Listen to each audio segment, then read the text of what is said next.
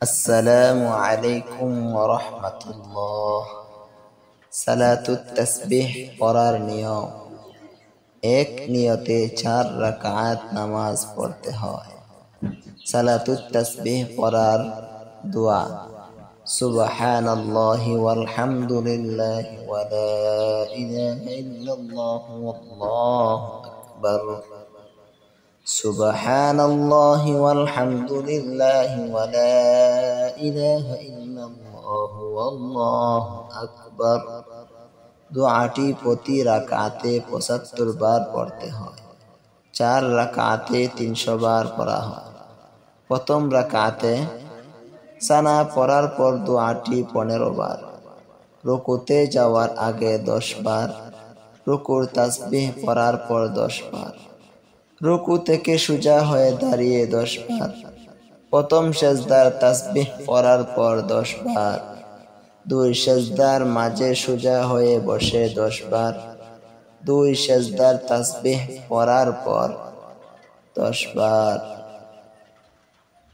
দ্বিতীয় রাকাত দাঁড়িয়ে 15 বার, রুকুতে যাওয়ার আগে 10 বার, রুকুর তাসবিহ পড়ার পর 10 বার, রুকু থেকে সোজা হয়ে দাঁড়িয়ে 10 বার, প্রথম সেজদার তাসবিহ পড়ার পর 10 বার, 2 সেজদার মাঝে সোজা হয়ে বসে 10 বার, দ্বিতীয় সেজদার তাসবিহ পড়ার পর 10 বার।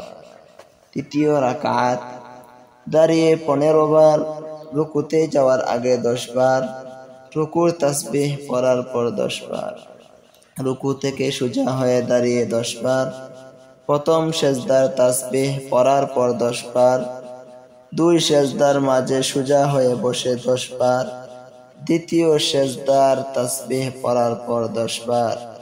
চতুর্থ রাকাত দাঁড়িয়ে 15 বার, রুকুতে যাওয়ার আগে 10 বার, রুকুর তাসবিহ পড়ার পর 10 বার, রুকু থেকে সোজা হয়ে দাঁড়িয়ে 10 বার, প্রথম সেজদার তাসবিহ পড়ার পর 10 বার, 2 সেজদার মাঝে সোজা হয়ে বসে 10 বার, দ্বিতীয় সেজদার তাসবিহ পড়ার পর 10 বার।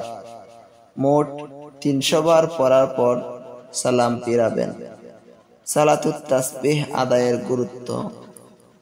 পবিত্র হাদিস শরীফে প্রিয় নবী হযরত মুহাম্মদ সাল্লাল্লাহু আলাইহি ওয়াসাল্লাম তার আপন চাচা হযরত আব্বাস রাদিয়াল্লাহু তাআলা আনহুকে এভাবেই প্রত্যেক দিনে একবার, অথবা প্রত্যেক সপ্তাহে একবার, অথবা প্রত্যেক মাসে একবার, অথবা প্রত্যেক বছর একবার, অথবা জীবনে একবার হলেও অবশ্যই এই সালাত আদায় করার জন্য জোরালোভাবে নির্দেশ দিয়েছেন। সালাতুত তাসবিহ এর ফজিলত। প্রিয় নবী সাল্লাল্লাহু আলাইহি ওয়াসাল্লাম বলেছেন, উক্ত নিয়মে 4 রাকাত নামাজ আদায় করলে তার জীবনের আগের পরের, পুরাতন নতুন, ইচ্ছাকৃত অনিচ্ছাকৃত, সগীরা কবিরা, গোপন প্রকাশ্য সকল গুনাহ আল্লাহ তাআলা মাফ করে দিবেন। অনুরোধ, এই মূল্যবান আমলটি আপনি করুন এবং অপর মুসলিম ভাই বোনদেরকে আমল করার জন্য উৎসাহিত করুন।